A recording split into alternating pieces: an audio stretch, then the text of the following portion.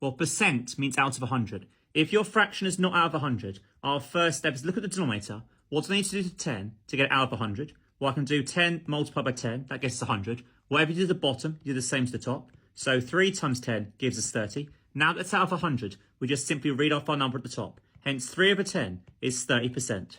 Question 2. Write the following numbers in order of size. Start with the smallest number. Well, the smallest number is our largest negative. In this case, our largest negative is negative 10. The next largest negative is negative 7. The next largest negative is negative 2. Then followed by 0. Then followed by 1. Then followed by 8. Question 3. Write 9 over 100 as decimal. When dividing by 100, we just move the decimal in 2 places. If there's no decimal to start with, it's at the end. So move the decimal in 2 places. It's going to get 0.09. Question 4. Write 327 correct to nearest 10. Reading from the right, our first column is our ones column. Our second column is our tens column. As we round to nearest 10, we find our tens column and we always draw a line to the right, which is called a decider. So looking at our ones column, if that's 5 or more, we round the previous digit up by 1. So as our ones column was 5 or more, our decider, therefore we round the previous digit up by 1. So 32 will now become 33, and we must put a placeholder back. So 327 to correct to nearest 10 is 330. Question 5. Write down the value of 7 squared. Well, squared means multiplied by itself, and 7 times 7 gives us 49. Question 6. As it has one pair of parallel sides, therefore it's a trapezium. The cross section of my 3D shape is a circle, therefore I know it's a cylinder.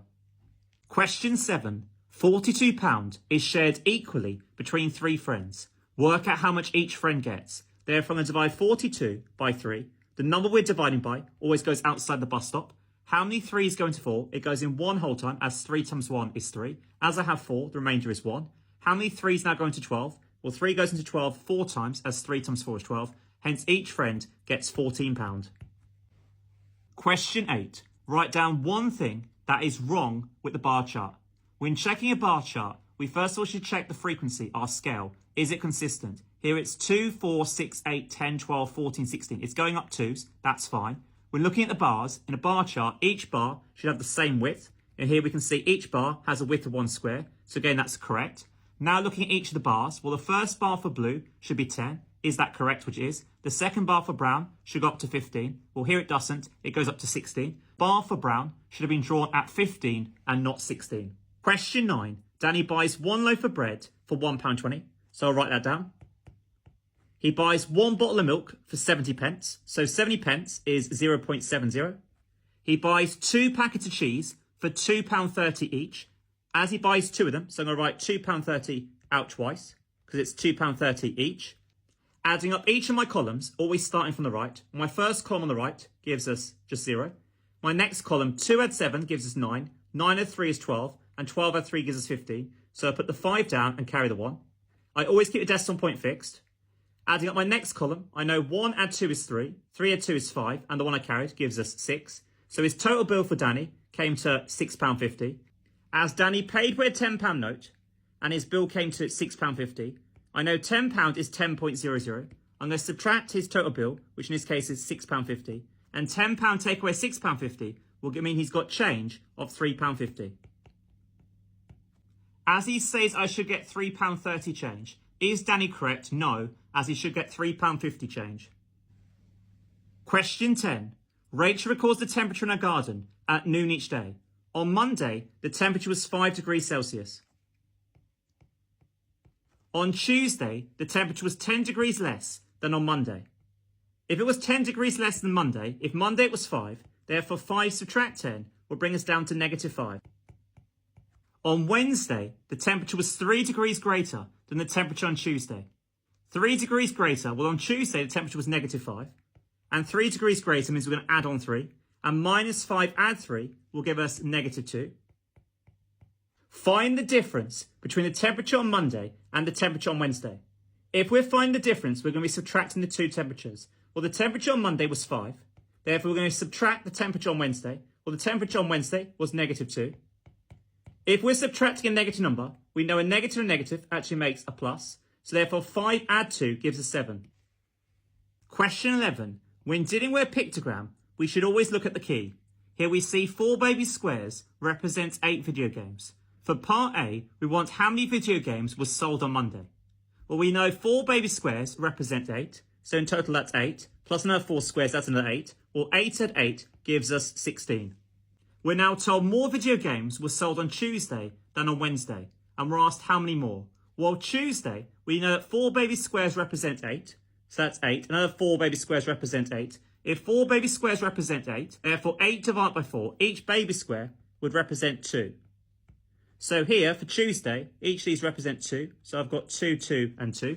Adding that together, well, 8 add 8 is 16. Add 2 gives us 18. Add 2 is 20. Add 2 gives us 22. On Wednesday, we know 4 baby squares represent 8. And we know 1 baby square represents 2. So 8 add 2 gives us 10. Work out how many more video games were sold on Tuesday than Wednesday. I'm going to subtract the two numbers. Well, 22 subtract the 10. And that gives us 12. So 12 more video games were sold on Tuesday than on Wednesday. On Thursday and Friday, a total of 32 video games were sold in the shop. A quarter of the 32 video games were sold in the shop on Thursday. Complete the pictogram for Thursday and Friday. So in total, we know Thursday and Friday, the total number of video games sold was 32.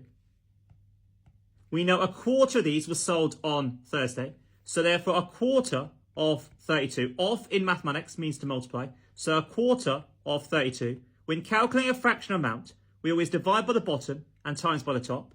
So 32 divided by 4 gives you 8. And 8 times 1 gives you 8. So therefore, 8 video games were sold on the Thursday. Therefore, the rest must be sold on the Friday. In total, it came to 32. So I can now just do the total, in this case 32, subtract the 8 which was sold on Thursday, and 32 subtract the 8, that will give us 24. So therefore 24 was sold on the Friday. As I'm completing the pictogram, and I know Thursday has to represent 8, looking at my key, I know 4 baby squares represent 8, so here I'm going to have 4 baby squares. For Friday, I want 24. Well, 24 divided by 8 is 3, so I need 3 lots of my key. So therefore I'm going to have 3 lots of the 4 squares.